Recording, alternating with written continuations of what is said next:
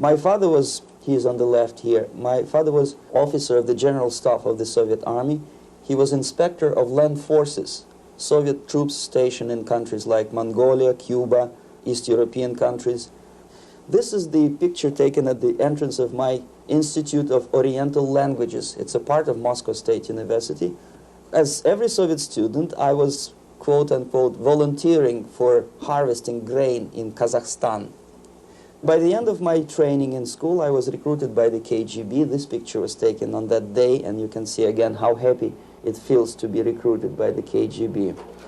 Pay special attention to number of bottles on the table. One of my functions was to keep foreign guests permanently intoxicated the moment they land at Moscow airport. In 1967, the KGB attached me to this magazine, Look magazine. A group of 12 people arrived to USSR from United States to cover the 50th anniversary of October Socialist Revolution in my country. From the first page to the last page, it was a package of lies.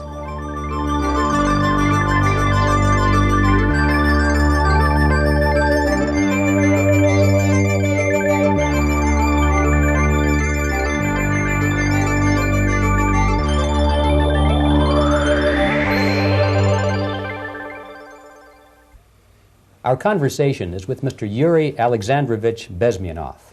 Mr. Bezmenov was born in 1939 in a suburb of Moscow. He was the son of a high-ranking Soviet Army officer. He was educated in the elite schools inside the Soviet Union and became an expert in Indian culture and Indian languages. He had an outstanding career with Novosti, which was the, and still is, I should say, the press arm or the press agency of the Soviet Union. It turns out that this is also a front for the KGB. One of his interesting assignments was to brainwash foreign diplomats when they visited Moscow. And he'll tell us a little bit about how they did this and how they planted information which eventually wound up in the press of the free world.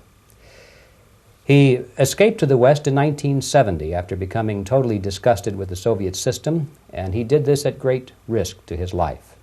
He certainly is one of the world's outstanding experts on the subject of Soviet propaganda and disinformation and active measures. Mr. Bezmenov, I'd like to begin by having you tell us a little bit about some of your childhood memories. Well, the most vivid memory of my childhood was Second World War, or to be more precise, the end of the Second World War, when all of a sudden United States, from a friendly nation, which helped us to defeat Nazism, turned overnight into a deadly enemy. And it was very shocking because all newspapers were trying to present an image of belligerent, aggressive American imperialism. Most of the things that we were taught is that United States is aggressive power, which is just about to invade our beautiful, free socialist country, that American CIA is dropping Colorado beetles on our beautiful potato fields to eliminate our crops, and each schoolboy had a picture of Colorado bug on the back page of his notebook, and we were instructed to go into collective fields to search for those little Colorado bugs. Of course, we couldn't find any, neither we could find many potatoes, and that was explained again by the encroachments of the decadent imperialist power. The anti-American paranoia, hysteria in the Soviet propaganda was to such of such a higher degree that many less skeptical people or less stubborn would really believe that United States is just about to invade our beautiful motherland, and some secretly hope that it will come true. That's interesting. Yes. Well, getting back to life inside the Soviet Union or inside communist countries in general, in this country, at the university level primarily, we read and hear that the Soviet system is different from ours, but not that different, and that there is a convergence developing between all of the systems of the world, and that really it doesn't make an awful lot of difference what system you live under because you have corruption and dishonesty and tyranny and all that sort of thing. From your personal experience, what is the difference between life under communism and life in the United States? Well, life is obviously very much different for simple reason that the Soviet Union is a state capitalist economically. It's a state capitalism where an individual has absolutely no rights, no value, his life is nothing, it's just like an insect. He is disposable, whereby in the United States, even the worst criminal is treated as a human being. He has a fair trial, and some of them capitalize on their crimes. They publish their memoirs in their prisons and get handsomely paid by your crazy publishers. The differences, of course, in the daily life are very various, depending on whom we are talking about. In my own private life, I never suffered from communism simply because I was brought up in a family of high-ranking military officer. Most of the doors were open for me. Most of my expenses were paid by the government, and I never had any troubles with the authorities or with the police. So, in other words, I would say I enjoyed, or I had good reasons to enjoy, all the advantages of so-called socialist system. Mm-hmm. My main motivations to defect had nothing to do with affluence. It was mainly moral indignation, moral protest, rebellion against the inhuman methods of the Soviet system. Well, specifically, what did you object to? I objected, first of all, against oppression of my own dissidents and intellectuals. And that was the most disgusting thing that I witnessed as a young man, young student, who was brought up at a very troublesome period in our history, from Stalin to Khrushchev, from total tyranny and oppression to some kind of liberalization. Second, when I started working for the Soviet embassy in India, to my horror, I discovered that we are millions times more oppressive than any colonial or imperialist power in the history of mankind. That my country brings to India not freedom, progress, and friendship between the nations, but racism, exploitation, and slavery, and of course economical inefficiency to this country. Since I fell in love with India, I developed something which by KGB standards is extremely dangerous thing. It's called split loyalty, when an agent likes a country of assignment more than his own country. I literally fell in love with this beautiful country, a country of great contrasts, but also great humility, great tolerance, and philosophical and intellectual freedoms. My ancestors used to live in caves and eat raw meat when India was a highly civilized nation 6,000 years ago. So obviously the choice was not to the advantage of my own nation. I decided to defect and to entirely dissociate myself from that brutal regime. Mr. Bezmenov, we've read a lot about the concentration camps and the slave labor camps under the Stalin regime. Now the general impression in America is that those things are part of the past. Are they still going on today, or what is the status? Yes. There is no qualitative change in the Soviet concentration camp system. There are changes in numbers of prisoners. Again, this is unreliable Soviet statistics. We don't know how many political prisoners are there in the Soviet concentration camps. But we sure know from various sources that at each particular time there are close to 25 to 30 million of Soviet citizens who are virtually kept as slaves in forced labor camp system. The size of population of a country like Canada is serving terms as prisoners. Incredible. So I would say that those intellectuals who try to convince American public that concentration camp system is a thing of a past are either conscientiously misleading public opinion, or they are not very intellectual people. They're selectively blind. They lack intellectual honesty when they say that. Well, we've spoken about the intellectuals in this country and also the intellectuals in the Soviet Union. What about down at the broad mass level? Do the people in general, the working people, the workers in general in the Soviet Union, do they support the system? Do they tolerate it? What is their attitude? Well, average Soviet citizen, if there is such an animal, of course, does not like the system because it hurts, it kills. He may not understand the reasons. He may not have enough information or educational background to understand. But I doubt very much there are many people who are conscientiously supporting the Soviet system. There are not such people in USSR. Even those who have all the reasons to enjoy socialism, people like myself, who were a member of journalistic elite, they also hate the system for different reasons, though. Not because they lack material affluence, but because they are unfree to think, they are in constant fear, duplicity, split personality. And this is the greatest tragedy for my nation. Well, what do you think are the chances of the people actually overcoming their system or replacing it?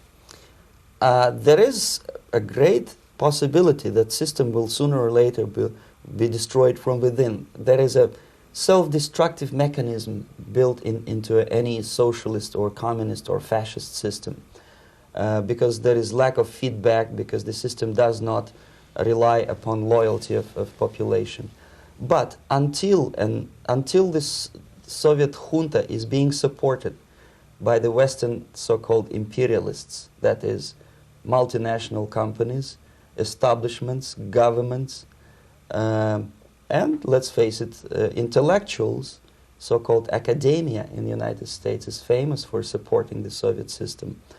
As long as the Soviet junta will keep on receiving credits, money, technology, grain deals, and political recognition from all these traitors of democracy or freedom, there is no hope, there is not much hope for changes in my country, and the system will not collapse by itself simply because it's being nourished by so-called American imperialism. This is the greatest paradox in history of mankind, when capitalist world supports and actively nourishes its own destructor. I think you're trying to tell us something in this country. Mm-hmm. I'm trying to tell you that it has to be stopped unless you want to end up in Gulag system and enjoy all the advantages of socialist equality, working for free, catching fleas on your body, sleeping on the planks of plywood in Alaska this time, I guess. That's where Americans will belong, unless they will wake up, of course, and force their government to stop aiding Soviet fascism. Well, you told us a moment ago why you left the system. I'd like to hear the details of how you did it. It must have been a very dangerous thing. It was not so dangerous, it was crazy. First of all, because defecting in India is virtually impossible, thanks to very strong pressure from the Soviet government. Excuse me, you were in India. On assignment at that time. Yes, I was working for the Soviet embassy in New Delhi as a press officer. Mm-hmm. And defecting for a Soviet diplomat is next to impossible. It's a suicide, as I said, because a great friend Indira Gandhi pushed a law through parliament which says, and I quote, "No defector from any country has a right of political asylum in any embassy on the territory of Indian Republic," which is a masterpiece of hypocrisy. No other defector but the Soviet one needs a political asylum. So, knowing that perfectly well, I planned a craziest possible way to defect. I studied counterculture in India. There were thousands of young American boys and girls with no shoes, long hair, smoking hash and marijuana, studying sometimes Indian philosophy, sometimes simply pretending that they study. And they greatly annoyed Indian police, and they were laughing stock of Indians because obviously they were good-for-nothing students. I studied carefully where they congregate, what routes they travel, what language they speak, what do they smoke. And one day I simply joined a group of hippies to avoid detection of Indian police. I was dressed as a typical hippie with blue jeans, long kameez shirts, with all kind of nice decorations like beads, long hairs. I bought a wig because for several weeks I had to turn myself from a conservative Soviet diplomat into a very progressive American hippie. And that was the only way that I could avoid detection. It was very interesting experience, but it was necessary because from my own knowledge as a member of Soviet embassy staff, I knew that there were many cases when Soviet defectors were betrayed by Indian police, and also some Western embassies played a very dirty role in betraying the Soviet defectors. According to our information, they were some, I wouldn't call them double agents, but simply amoral people working for the United States Embassy, and confiding in people like this would be a suicide. So I had to be extremely careful. I could not trust anyone, and that was the reason for such a crazy way to defect. Well, had you been caught in the act of trying to get out, what would have happened to you? Oh, most likely I would end up in concentration camp,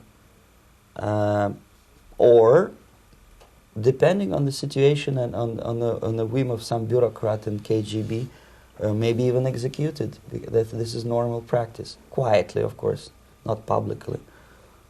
But that would be the end of my defection, of course. Well, when did you finally make it to the United States? In 1970, after about 6 months of debriefing in Athens by the CIA, and I presume FBI too, they let me go first to Germany, then to Canada. That was my decision. I had to change my identity to protect my family and my friends in USSR. And also I was a little bit paranoid, knowing that both Soviet KGB and probably some double agents within the American system may be after me. So I wanted to settle down as far away as possible. I requested CIA to give me some kind of new identity and just let me go on my own. And I settled in Canada. I was a student. I changed many professions, from farm help and laundry truck driver to language instructor and broadcaster for Canadian Broadcasting Corporations in Montreal.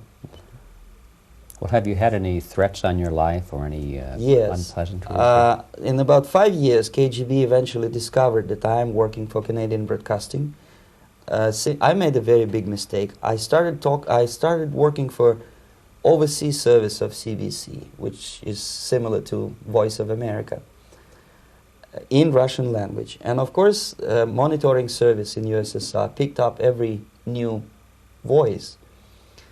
Every new announcer they would make it a point to discover who he is. And in 5 years, sure enough, slowly but surely, they discovered that I am not Thomas Schumann, that I am Yuri Alexandrovich Bezmenov, and that I am working for Canadian Broadcasting, and undermining beautiful détente between Canada and USSR. And the Soviet ambassador Alexander Yakovlev made it his personal effort to discredit me. He complained to Pierre Trudeau, who is known to be a little bit soft on socialism. And the management of CBC behaved in a very strange, cowardly way, unbecoming to representatives of an independent country like Canada. They listened to every suggestion that Soviet ambassador gave, and they started shameful investigation, analyzing content of my broadcasts to USSR. And sure enough, they discovered that some of my statements were probably would be offending to the Soviet Politburo. So I had to leave my job. And of course, subtle intimidations. They would say something like, please cross the street carefully because, you know, traffic is very heavy in Quebec. And fortunately, I know about the psychology and the logic of activity of the KGB, and I never allowed myself to be intimidated. This is the worst thing. This is what they expect a person, a defector, to be intimidated. Once they spot that you are scared, they keep on developing that line.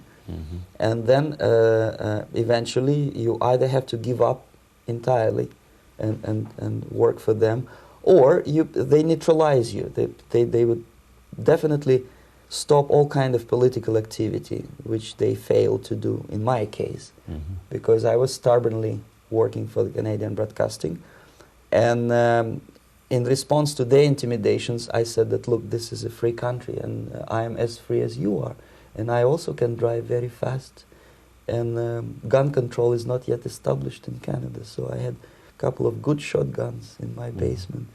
So welcome to visit me someday with your Kalashnikovs machine guns. So obviously it didn't work. Intimidation didn't work. So they tried different approach, as I described. They approached on the highest level, on the level of Canadian bureaucracy. And on that level they were successful. On that level they were successful. On individual level they failed flat. Mr. Bezmenov has brought a series of slides with him that he has taken from the Soviet Union, and I think this is a good time to take a look at the slides. Yes. Now, the viewers will be able to see these slides as we talk about them. Yes, this is a collection of slides which are, some of them are snapshots from my family album, some of them are documents which I smuggled from the Soviet embassy, and some are reproductions from local mass media. I usually show them to establish my credibility as a defector. This is a picture of my native town, Mytishi, about 20 miles north from Moscow. Characteristically, there is a statue of Comrade Lenin in the central square. This is myself at the age of 7, again, characteristically, under the statue of Comrade Stalin, extending his friendly hand to peoples of the world. At that age, of course, I was still idealistically minded young communist, and I still believe that sooner or later things will go for better. But I realized that the system stinks, that something is fishy, and that ideology is fake, and the propaganda about advanced Soviet agriculture simply didn't meet the criteria of reality. If they talk about abundance of food and there is none in the stores, there must be something wrong. My father was, he is on the left here, my father was officer of the General Staff of the Soviet Army. He was inspector of land forces, Soviet troops stationed in countries like Mongolia, Cuba, East European countries. Were he alive today, most likely he would be inspecting Soviet troops in Nicaragua, Angola, and many other parts of the world. Fortunately, he died and he didn't see the disgrace, because deep inside he was a Russian patriot. He didn't like the idea of expanding Soviet military might, especially in the areas where we were not welcomed at all. Unlike many other military officers, he was reporting directly to the Minister of Defense, bypassing KGB and diplomatic service. In other words, he was a trusted military professional. And my impression that this type of people are much less hawkish and adventuristic than party bureaucrats in Kremlin. When American mass media describes Soviet military as potentially dangerous counterpart for Pentagon, I simply laugh, because I know better. I know that the most dangerous part of the Soviet power structures are not military at all. Most likely, if they come to power in my country, they'll be more sensible negotiators for nuclear disarmament and withdrawal of the Soviet troops from many parts of the world. But if someone from the party structure or the KGB structure were to give the orders for a military they have to obey, they yes, would follow. Because they are professional military. But you see, the triangle of power and hate in USSR is the party at the top, the party elite, the oligarchy of the party, then the military and the KGB at the bottom. They hate each other. And the most hated triangle, the most hated corner of the triangle is the Communist Party bureaucrats. They are the most adventuristic, senile megalomaniacs. They can start war. I wouldn't be surprised. Not the military. They know what war is. Yes. At least my father did. This is the picture taken at the entrance of my Institute of Oriental Languages. It's a part of Moscow State University. I graduated in 1963. And I Now, excuse me, which one were you on? I am on the right. You're on the right. And on the left is my my schoolmate Vadim Smirnov, who later was a apparatchik in the Central Committee of the Soviet Union Communist Party. What is an apparatchik? It's a functionary, something like civil service in British Empire. Someone who is never fired from the service. He stays there internally. He may not be promoted too high, but he's a dependable bureaucrat who will stay forever. I studied not only languages but also history, literature, even music. I'm on this picture. I'm trying to learn how to play Indian musical instrument. I even tried to look like an Indian when I was second-year student. Not bad, really. Yes, actually, it was strongly encouraged by the instructors in my school, because the graduates of my school were later on employed as diplomats, foreign journalists, or spies. As every Soviet student, I was quote-unquote volunteering for harvesting grain in Kazakhstan. This is a biggest agricultural blunder of the Soviet government. But I didn't have much choice, of course, because the communist motto borrowed from the Bible says, "Those who do not work shall not eat." And you can see me eating, therefore I was working, and you can see how happy I was about it.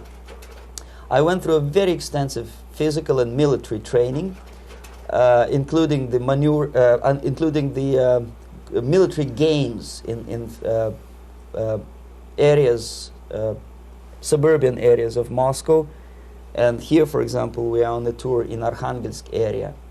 And by the end of my training in school, I was recruited by the KGB. This picture was taken on that day, and you can see again how happy it feels to be recruited by the KGB. Our conversation with Yuri Alexandrovich Bezmenov, who is a defector from the Soviet Union, a former propaganda agent for Novosti and the KGB, will continue after this message.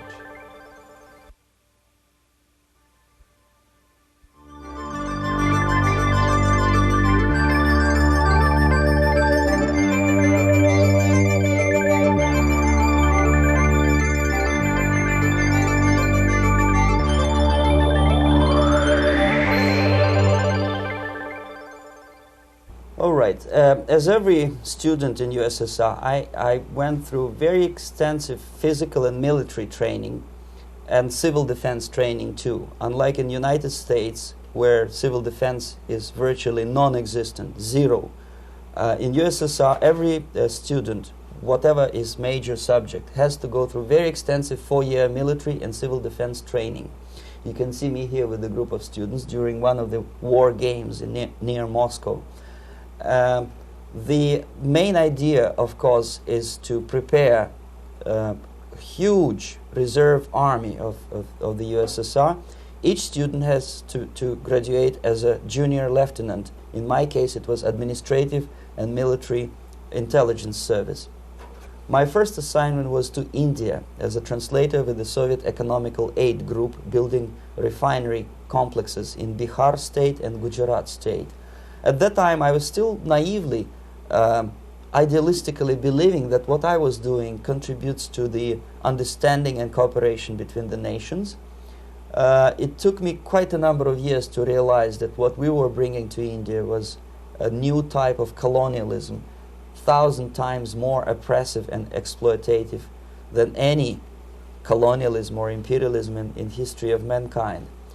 But at that time, I was still hoping that, well, maybe it's not that bad, could be worse, and things may go for better. And I even tried to implement the beautiful Marxist motto, proletarians of all the countries unite. I tried to unite with a nice Indian girl, and I was fascinated by Indian culture, by the family life in this country. But obviously, Communist Party had different plans for my genes, so I had to marry this beautiful Russian girl. In the span of my career, I married 3 times. Most of these marriages were marriages of convenience, on advice from the Department of Personnel. This is normal practice in USSR. When a Soviet citizen is assigned to a foreign job, he has to be married, either to keep family in USSR as hostages, or, if it's a convenience marriage like mine, so that the husband and wife are virtually informers on each other to prevent defection or contamination by decadent imperialist or capitalist ideas. In my case, I hated that girl so much that the moment I landed in Moscow, we were divorced, and I married later, second time. By the end of my first assignment in India, I was promoted to the position of public relation officer. You can see me here translating a speech by a Soviet boss. And you're on the right. I'm on the right here, yes. And the occasion was commissioning of the refinery complex in Bihar, Barauni. Back in Moscow, I was immediately recruited by Novosti Press Agency, which is a propaganda and ideological subversion front for the KGB. 75% of the members of the Novosti are commissioned officers of the KGB. The other 25 are, like myself, co-opted agents who are assigned to specific operations. In this particular case, you can see me talking to students of Lumumba Friendship University in Moscow. This is a huge school under the direct control of the KGB and Central Committee, where future leaders of the so-called national liberation movements are being educated and selected carefully. And some of them have absolutely, this, for example, is a group of students from Lumumba. They don't look like students at all. They look more like military, and that's exactly what they were. They were dispatched back to their countries to be leaders of the so-called national liberation movements, or to be translated into normal human language, leaders of international terrorist groups.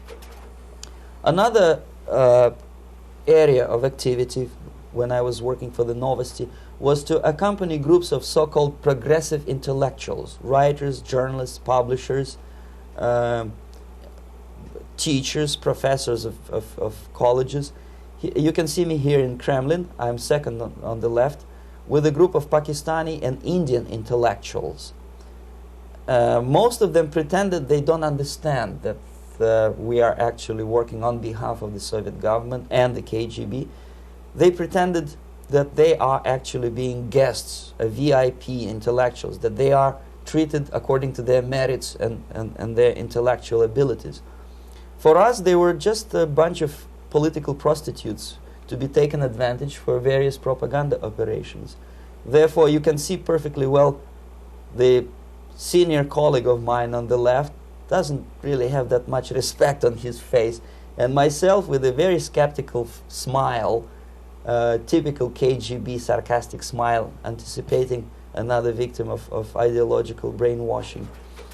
This is how a typical conference in Novosti headquarters in Moscow looked like. Sitting in the middle is Boris Burkov, the then director of Novosti Press Agency, high-ranking party bureaucrat in the Department of Propaganda. I am standing next to a famous Indian poet, Sumitranandan Pant. He was famous because he was an author. He was the author of a famous poem titled Rhapsody to Lenin. That's why he was invited to USSR, and everything was paid by the Soviet government. Pay special attention to number of bottles on the table. This is one of the ways to kill the awareness or curiosity of foreign journalists. One of my functions was to keep foreign guests permanently intoxicated the moment they land at Moscow airport. I had to take them to the VIP lounge and toast to friendship and understanding between the nations of the world. Glass of vodka, then a second glass of vodka. And in no time, my guests would be feeling very happy. They would see everything in kind of pink, nice color. And that's the way I had to keep them permanently for the next 15 or 20 days. At certain point in time, I had to withdraw alcohol from them so that some of them, who are the most recruitable, would feel a little bit shaky, guilty, trying to remember what they were talking last night. That's the time to approach them with all kind of nonsense, such as joint communique or statement for Soviet propaganda. That's the time they are the most flexible. And of course, what they didn't understand, they didn't realize or pretended not to realize, that myself, who was drinking together with them, was not drinking at all. I had ways to get rid of alcohol through various techniques, including special pills which were given to me by my colleagues.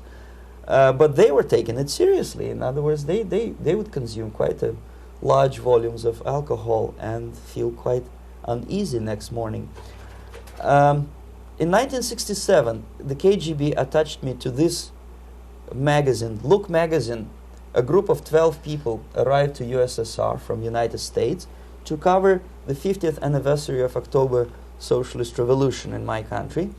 From the first page to the last page, it was a package of lies, propaganda cliché, which were presented to American readers as opinions and deductions of American journalists. Nothing could be far from truth. These were not opinions. They were not opinions at all. They were the clichés which the Soviet propaganda wants American public to think that they think. If it does make any sense at all. It sure does, because from the viewpoint of the Soviet propaganda, although there are some subtle criticisms of the Soviet system, the basic message is that Russia today is a nice, functioning, efficient system supported by majority of population. That's the biggest lie. And of course, American intellectuals and journalists from Look magazine elaborated on that untruth in various different ways. They intellectualized that lie. They found all kinds of justifications for telling lies to American public. Excuse me, it was partly your job to make sure that they got these ideas, yes, and accepted them as their own ideas. Right. Actually, even before they arrived to USSR, and they paid astronomical sum of money for that visit, they were submitted, this Novosti Press Agency developed so-called backgrounders, 20-25 pages of information and opinions which were presented to the journalists even before they bought their tickets to Moscow. They had to analyze the situation, and judging on their reaction to that backgrounder, the local Novosti representative or local Soviet diplomat in Washington, D.C. would assess whether they be given visa to USSR or not. So they were selected ahead of time. Oh yes, they were pre-selected very carefully, and there is not much chance for honest journalists to arrive to USSR and to stay there for 1 year and to bring this package of lies back home. This, for example, is a centerfold of the Look magazine. They presented this monument erected by Communist Party in Stalingrad as the symbol, personification of Russian military might. And they said in the article, which is published on the site, that Soviets are very proud of the victory in the Second World War. This is another big myth, a lie. No sensible people would be proud to lose 20 millions of their countrymen in a war which was started by Genoese Hitler and Comrade Stalin and paid by American multinationals. Most of the Soviet citizens look at this type of monuments with disgust and sorrow, because every family lost father, brother, sister, or child in the Second World War. Yet American journalists who were trying to appease, to please their hosts, presented this picture on the centerfold as the symbol and personification of Soviet national, they call it Russian national spirit. And it was greatest misconception and a very tragic misunderstanding. Of course, Look magazine was not distributed in USSR. The main audience was in United States. But I presume that many Americans, millions of Americans who were reading Look magazine at that time, had absolutely wrong idea about the sentiments of my nation, about what the Soviets are proud of and what they hate. This is a group, you see the same lady with the sword in Stalingrad. This is the group of journalists. Myself is in the center with the same devilish smile. And Mr. Philip Harrington is on the extreme left there with his camera. This is the gentleman which was so deaf or so uninterested in what I had to say to him. This is the same picture, a blow-up of the same picture. Many guests from various countries, in this particular case from Asia and Africa, were taken by me as a Novosti Press Agency employee for a tour across Siberia, for example. We would show them typical kindergarten, you see, nothing special by American standards, just nice children sitting, eating their breakfast or lunch. What they could not understand, or they pretended not to understand, that this is an exemplary kindergarten. This is not the kindergarten for average person or average family in USSR. And we maintain that illusion in their minds. You can see myself under the red spot in the middle there, with the same business-like expression. I'm doing my job. That's what I'm assigned to do, and that's what I was paid to do. But deep inside, I still hope that at least some of these useful idiots would understand that what they are looking at has nothing to do with the level of affluence in my nation. This is a better picture which reflects the true spirit of the Soviet childhood. This picture was printed in a Canadian government publication by mistake. In the middle, you can see children playing on a small courtyard, and the caption goes, "This is a typical kindergarten in Siberia." What these idiots didn't understand, that it is not kindergarten at all. It is a prison for children of political prisoners. But there was not a single mentioning that what they were visiting actually was an area of concentration camps. And the job of people like myself to help them to not to notice that they are actually talking to prisoners. Most of the children were dressed, especially on the occasion of the foreigners' visit. Of course, there were no corpses on the ground. There were no machine gun guards. And well, it looks not very pleasant, as you see. It looks dull, but obviously it does not create an impression that this is actually a prison. Well, did any of the journalists have the curiosity to ask about prisons and that kind of thing? Yes. They were in Siberia. This yes. is what you associate. Yes, some of them asked questions, and naturally we would give them, for the stupid question, we give them stupid answer. No, there are no prisons in Siberia. No, most of the people who you see are free citizens of USSR. They are very happy to be here, and they are contributing to the glory of the socialist system. Some of them pretended that they believe what I was telling them, and most of them, we may discuss it later, what are the motivations of these people? Why would they stubbornly bring lies to their own population through their own mass media? I have various answers to this. There is not a single explanation. It's a complex of explanations. It's fear, pure biological fear. They understand that they are on the territory of an enemy state, a police state.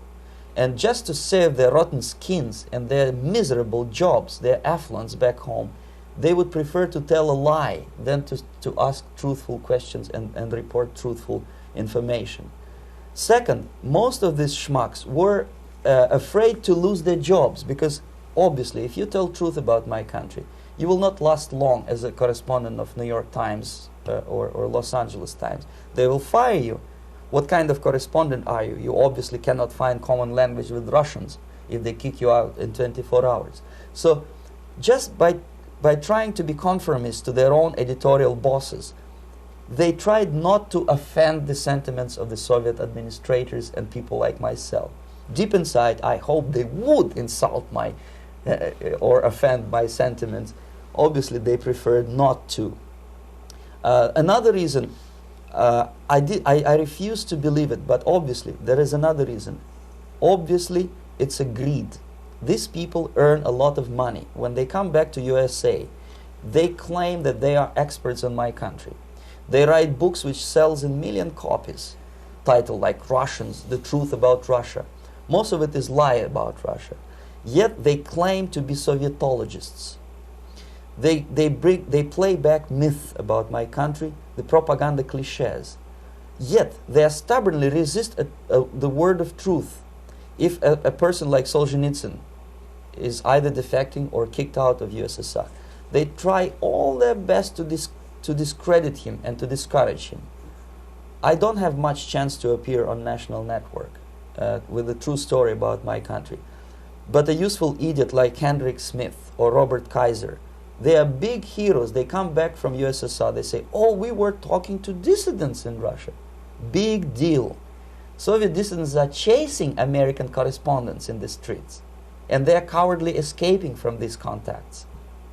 For some strange reason, if you want to know more about Spain, you refer to Spanish writers. If you want to learn more about French, you read French writers. Even about Antarctica, I bet you would read Penguins. Only about the Soviet Union, for some strange reason, you read Hendricks and Schmendricks and all kind of Kissingers, because they claim that they know more about my country. They know nothing, or next to nothing, or they pretend that they know more than they actually do. I would say they are dishonest people who lack integrity and common sense and intellectual honesty. They bring back all kind of stories like that. A kindergarten in Siberia.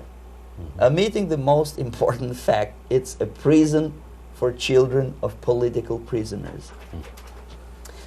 Another greatest example of monumental idiocy of American politicians.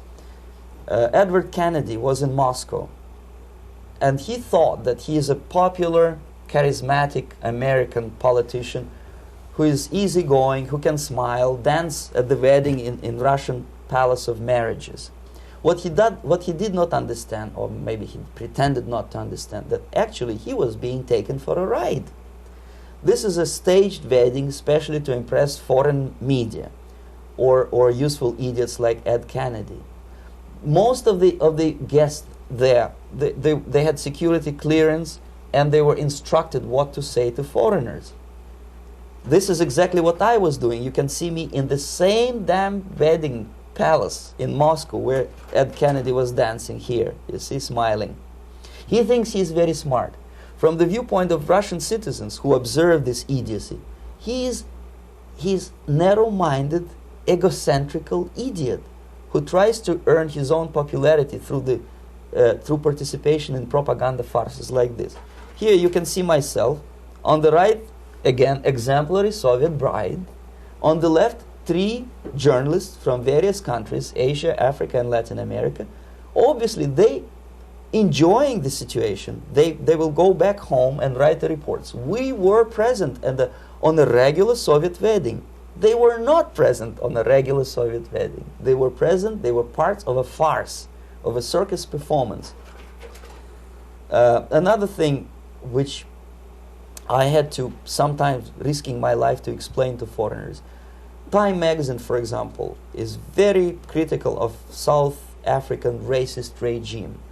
The whole article was dedicated to the shameful internal passport system where blacks are not allowing to live with whites. For some strange reason, for the last 14 years since my defection, nobody wanted to pay attention to my passport. This is my passport. It also shows my nationality, and it has a police rubber stamp, which is called propiska in Russian language, which assigns me to a certain area of residence. I cannot leave that area, same way as this black man cannot leave the area in South Africa. Yet we call South African government racist regime.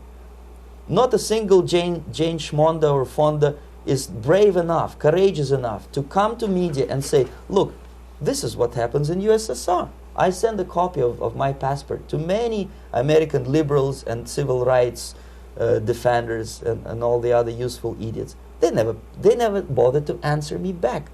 This shows what kind of integrity, what kind of honesty these people are. They're a bunch of hypocrites because they don't want to recognize a good example of racism in my country. This is the first stage of befriending a professor. You can see myself on the left with the same James Bond smile. On the right is my KGB supervisor, Comrade Leonid Mitrokhin, and in the middle a professor of political science in Delhi University. The next stage would be to invite him to a gathering of Indo-Soviet Friendship Society. There he is sitting next to his wife before he is being sent to USSR for a free trip. Everything is paid by the Soviet government. He was made to believe that he is invited to USSR because he is a talented, sober-thinking intellectual. Absolutely false. He is invited because he is a useful idiot, because he would agree and subscribe to most of the Soviet propaganda cliché. And when he is coming back to his own country, he is going for years and years to teach the beauties of Soviet socialism to newer and newer generations of his students, thus promoting the Soviet propaganda line. The KGB was even curious about this gentleman. It may look innocent. Maharishi Mahesh Yogi, a great spiritual leader, or maybe a great charlatan and crook, depending on from which side you are looking at him. Beatles were trained at his ashram in Hardwar in India how to meditate. Mia Farrow and other useful idiots from Hollywood visited his school, and they returned back to United States absolutely zonked out of their minds with marijuana, hashish, and crazy ideas of meditation. To meditate, in other words, to isolate oneself from the current social and political issues of your own country. To get into your own bubble, to forget about troubles of the world. Obviously, KGB was very fascinated with such a beautiful school, such a brainwashing center for stupid Americans. I was dispatched by the KGB to check what kind of VIP Americans attend this school. That's you on the left. Yes, I'm on the left. I was trying to get enrolled in that school. Unfortunately, the Maharishi Mahesh Yogi asked too much. He wanted $500 American for enrollment. But my function was not actually to get enrolled in the school. My function was to discover what kind of people from United States attend this school. And we discovered that, yes, there are some influential members of family, public opinion makers of United States, who come back with the crazy stories about Indian philosophy. Indians themselves look upon them as idiots, useful idiots. To say nothing about KGB, who looked at them as extremely naive, misguided people. Obviously, a VIP, say a wife of a congressman, or a prominent Hollywood personality, after being trained in that school, is much more instrumental in the hands of manipulators of public opinion and KGB than a normal person who understands, who looks through this type of fake religious training. Why would they be more susceptible to manipulation? I just mentioned that because, you see, a person who is too much involved in introspective meditation. You see, if you carefully look what Maharishi Mahesh Yogi is teaching to Americans, is that most of the problems, most of the burning issues of today can be solved simply by meditating. Don't rock the boat. Don't get involved. Just sit down, look at your navel, and meditate. And the things, due to some strange logic, due to cosmic vibration, will settle down by themselves. This is exactly what the KGB and Marxist-Leninist propaganda wants from Americans, to distract their opinion, attention, and mental energy from real issues of United States into a non-issues, into a non-world, non-existent harmony. Obviously, it's more beneficial for the Soviet aggressors to have a bunch of duped Americans than Americans who are self-conscious, healthy, physically fit, and alert to the reality. Maharishi Mahesh Yogi obviously is not on the payroll of the KGB. But whether he knows it or not, he contributes greatly to demoralization of American society. And he's not the only one. There are hundreds of those gurus who come to your country to capitalize on naivete and stupidity of Americans. It's a fashion. It's a fashion to meditate. It's a fashion not to be involved. So obviously, you can see that if KGB were that curious, if they paid my trip to Hardwar, if they assigned me to that strange job, obviously they were very much fascinated. They were convinced that that type of brainwashing is very efficient and instrumental in demoralization of the United States. Our conversation with Yuri Alexandrovich Bezmenov, who is a defector from the Soviet Union, a former propaganda agent for Novosti and the KGB, will continue after this message.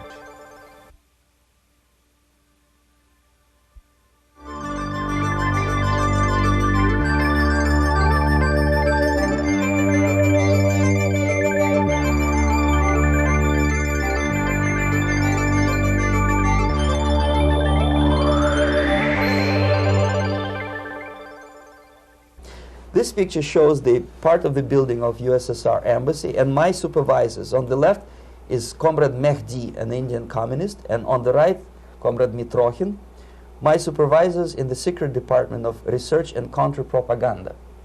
It has nothing to do with either research or counter-propaganda. Most of the activity of that department was to compile huge volume of information on individuals who were instrumental in creating public opinion. Publishers, editors, journalists, actors, educationalists, professors of political science, members of parliament, representatives of business circles. Most of these people were divided roughly in two groups. Those who would toe the Soviet foreign policy, they would be promoted to the positions of power through media and public opinion manipulation. Those who refused the Soviet influence in their own country would be character assassinated or executed physically come revolution. Same way as in the small town of Hue in South Vietnam, several thousands of Vietnamese were executed in one night when the city was captured by Viet Cong for only 2 days.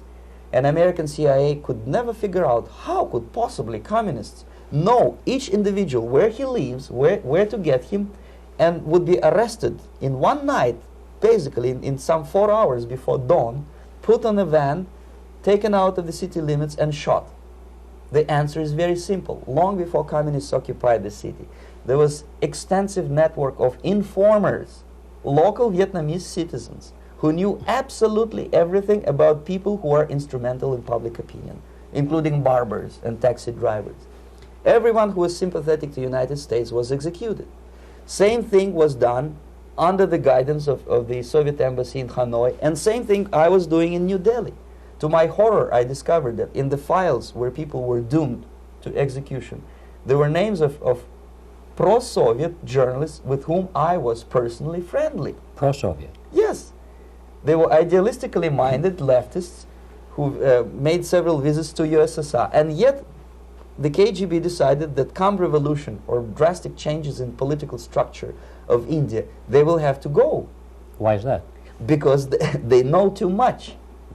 Simply because, you see, the useful idiots, the leftists who are idealistically believing in the beauty of Soviet socialist or communist or whatever system, when they get disillusioned, they become the worst enemies. That's why my KGB instructors specifically made a point, never bother with leftists.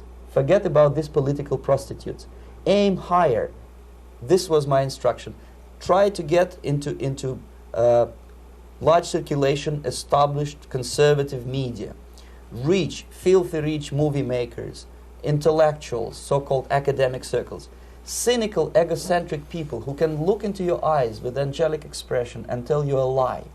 These are the most recruitable people, people who lack moral principles, who are either too greedy or too suffer from self-importance. They feel that they matter a lot. These are the people who KGB wanted very much to recruit. But to eliminate the others, to execute the others, don't they serve some purpose? Wouldn't they be the ones they rely on? They serve purpose only at the stage of destabilization of a nation. For example, your leftists in United States, all these professors and all these beautiful civil rights defenders, they are instrumental in the process of the subversion only to destabilize the nation. When their job is completed, they are not needed anymore. They know too much. Some of them, when they get disillusioned, when they see that Marxist-Leninists come to power, obviously they get offended. They think that they will come to power. That will never happen, of course. They will be lined up against the wall and shot. But they may turn into the most bitter enemies of Marxist-Leninists when they come to power. And that's what happened in Nicaragua. You remember most of these former Marxist-Leninists were either put to prison or one of them split, and now he's working against Sandinistas.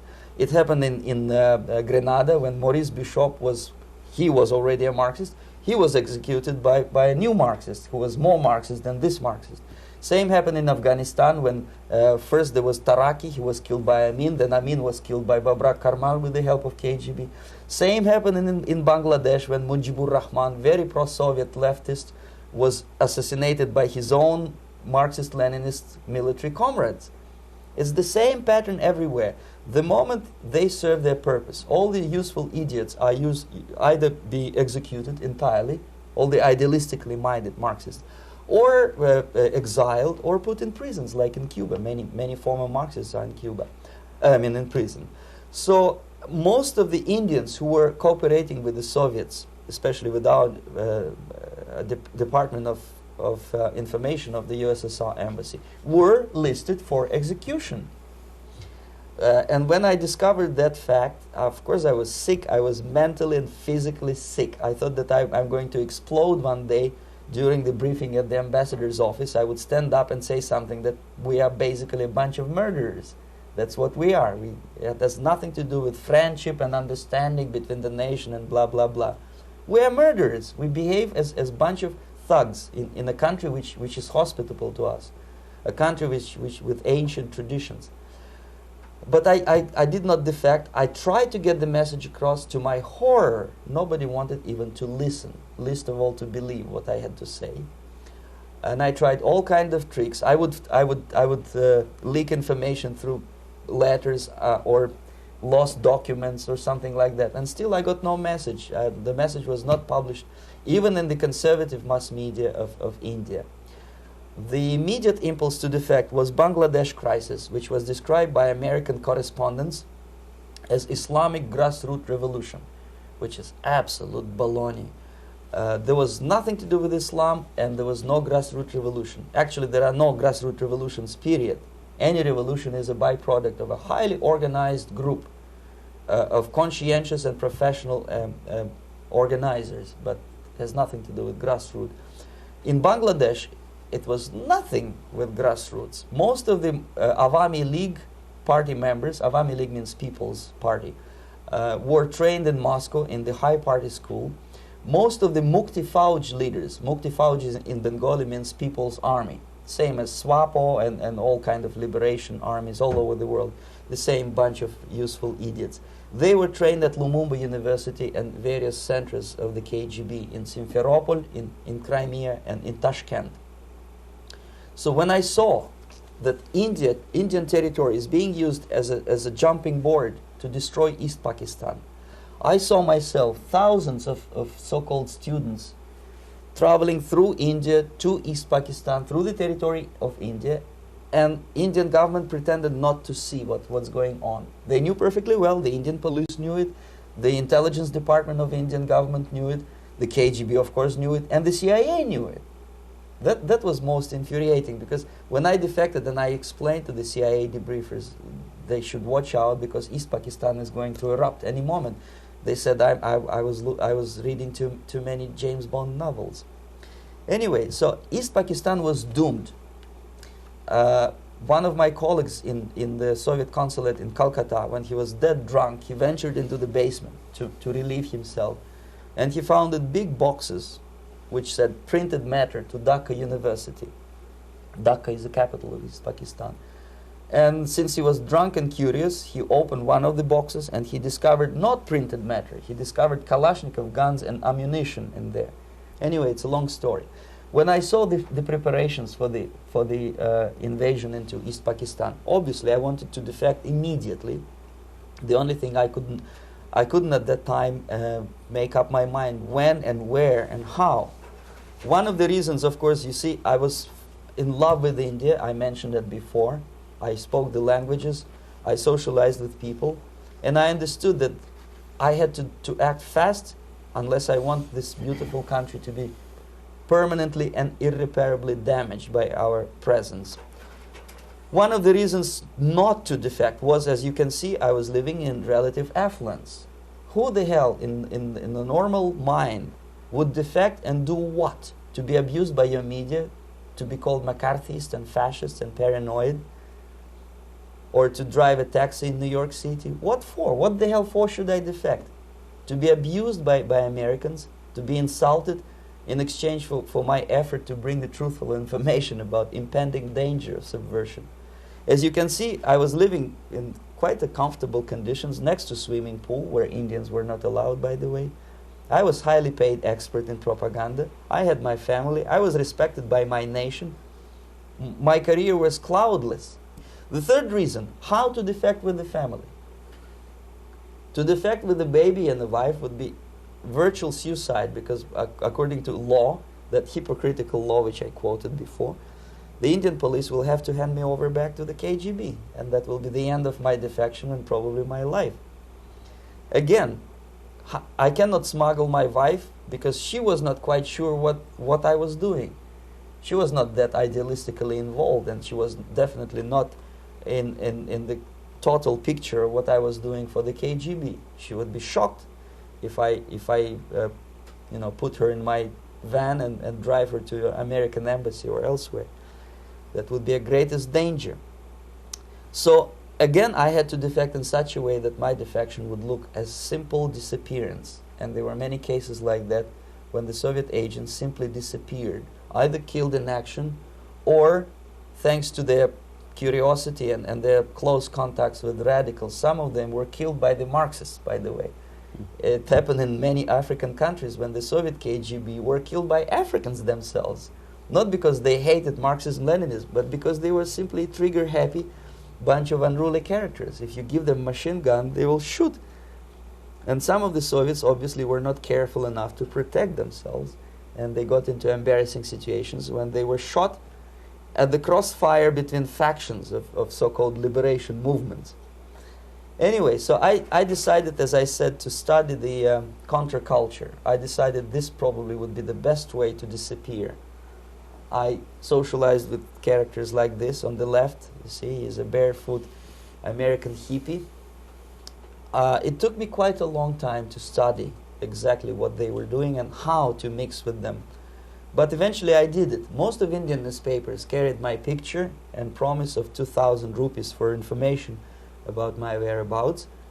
But they were looking for the wrong person, because they obviously tried to stop a young Soviet diplomat in white shirt and tie, and this is how I looked at the time of defection. Nobody could possibly think that a Soviet diplomat would be as crazy as to join a bunch of hippies.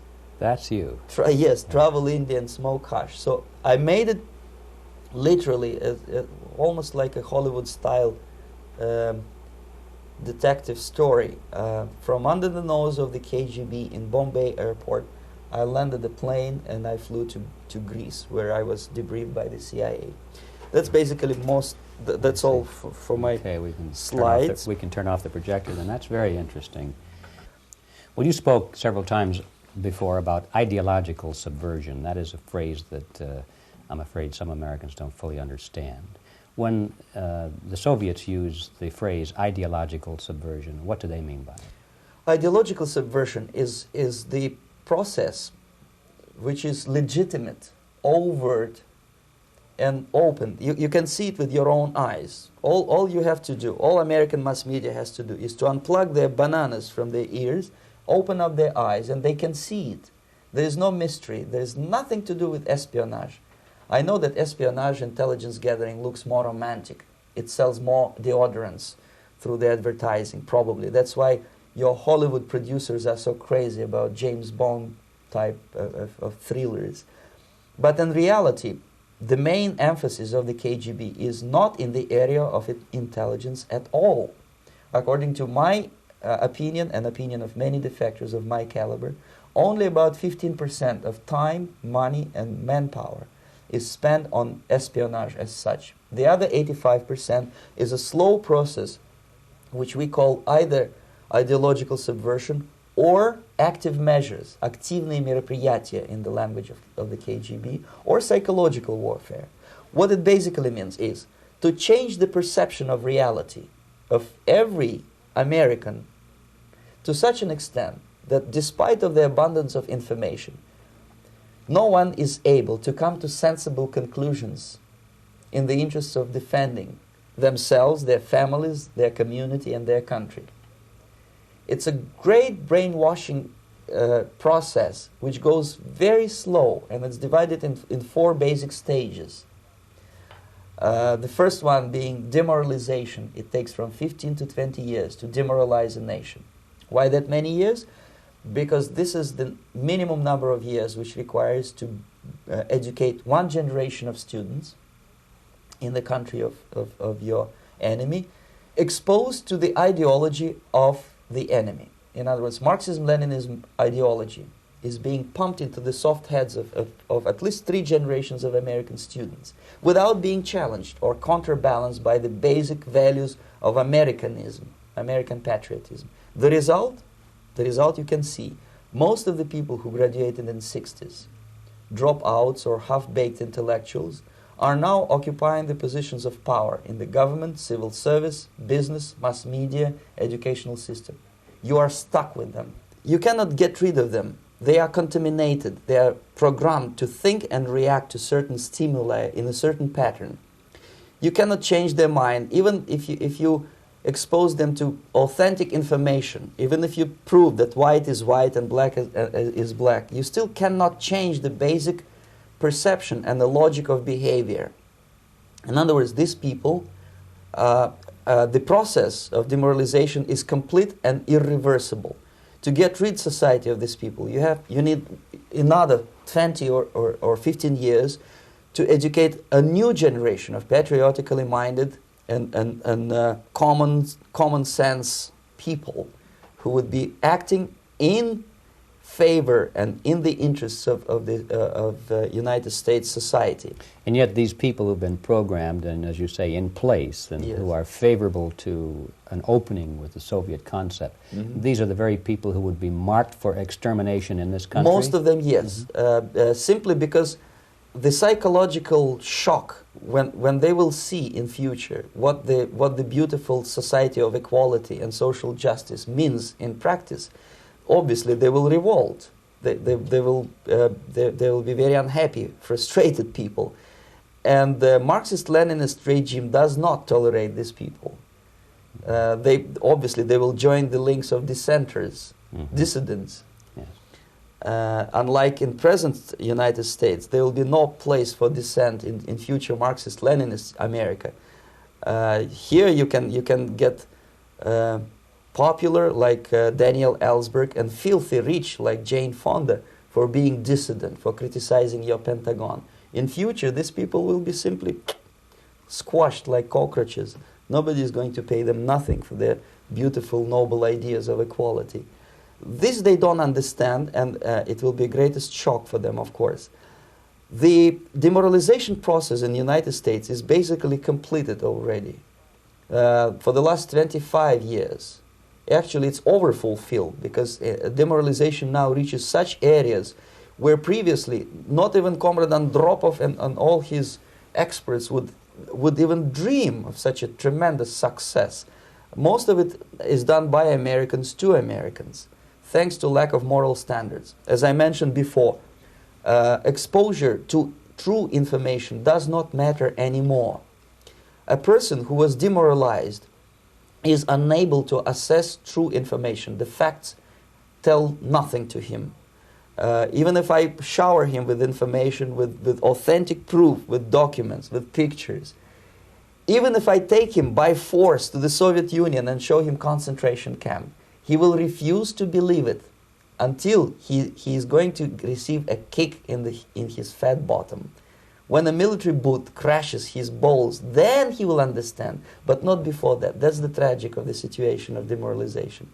So basically America is stuck with demoralization, and unless, even if you start right now, here, this minute, you start educating new generation of Americans, it will still take you 15 to 20 years to turn the tide of ideological perception of reality back to normalcy and patriotism. The next stage is destabilization. This time, subverter does not care about your ideas and the patterns of your consumption. Whether you eat junk food and get fat and flabby, it doesn't matter anymore.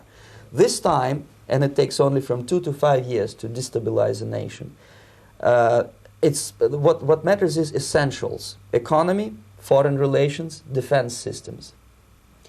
And you can see it quite clearly that in some areas, in such sensitive areas as defense and economy, the influence of Marxist-Leninist ideas in the United States is absolutely fantastic. I could never believe it 14 years ago when I landed in this part of the world, that the process will go that fast.